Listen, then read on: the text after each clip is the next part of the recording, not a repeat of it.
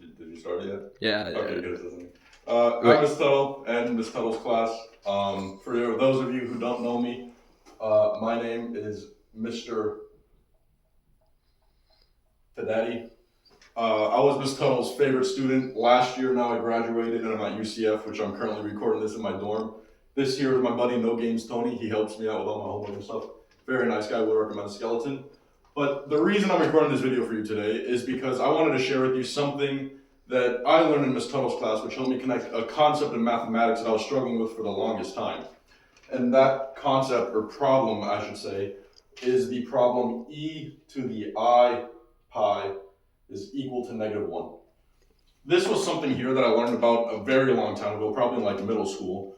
And I've always struggled to understand it because to me this was very interesting because we have two numbers here that are never repeating and go on forever, e and pi.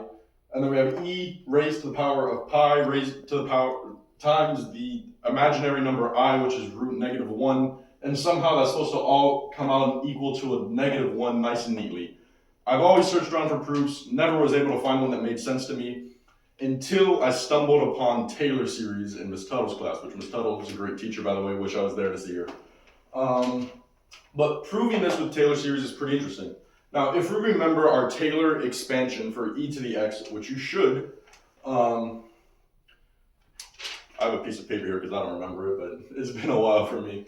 E to the x here, this comes out and equals to 1 plus x squared over 2 factorial plus x cubed over 3 factorial, dot, dot, dot. That just goes on forever. Now, if we take this equation here and we multiply the x by I to try to get it more into this form here, we get e to the ix. And to solve for this, simply anywhere there's an x, we just multiply it by I. So this 1 stays 1. This is going to go plus ix.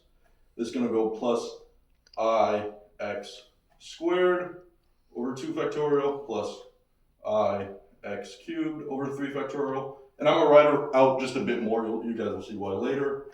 Plus ix to the 4th over 4 factorial plus ix to the 5th over 5 factorial, dot, dot, dot.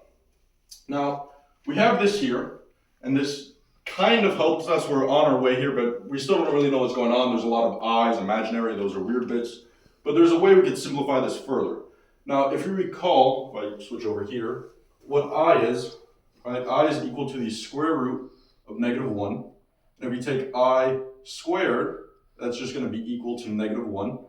I cubed is going to be equal to negative root -1. And then I to the 4th is equal to -1 times -1, which just comes out to +1. And this cycle just kind of repeats in the same way forever. And we could use this information to simplify this over here, where we could rewrite e to the ix is going to be equal to 1 plus our ix here, right? And we have an I squared times an x squared, but we call I squared is simply -1. So this is going to be equal to negative x squared over 2 factorial. And then following that logic over here, this is going to be negative ix cubed over 3 factorial. Here, this is going to be plus x to the 4th over 4 factorial. This one over here, we're going to get plus ix to the 5th over 5 factorial, dot, dot, dot. Pattern goes on forever. Now, this helps us, which it might not seem clear to it right now, but this helps us because we got rid of some of the i's, and we can now start grouping this equation into i's and non-i's. And from that, you guys will see where this is heading. We take e to the ix, and we're going to group all our I terms with our I terms and all our non-I terms with our non-I terms. So we're going to have this here. The first one is the non-I term, so we got 1 negative x squared positive x to the 4th, 1 minus x squared over 2 factorial plus x to the 4th over 4 factorial, dot, dot, dot. Take that there, add this to our I terms, so plus I times, we have x minus x cubed over 3 factorial plus x to the 5th over 5 factorial. Now, if you're a keen student in Ms. Tuttle's mathematics class, you should see where this is being able to go. If you recall, if you look over here and here, these are the Taylor series for some other functions. Which functions? The trig functions, whatever they're called. We take this here, and if you recall, this function here looks very similar to the cosine function, the cosine Taylor series, which it is, it's technically exactly it. So we're going to get e to the ix is going to be equal to this, equal to cosine, x plus I times this is the Taylor series for sine, plus I times sine of x.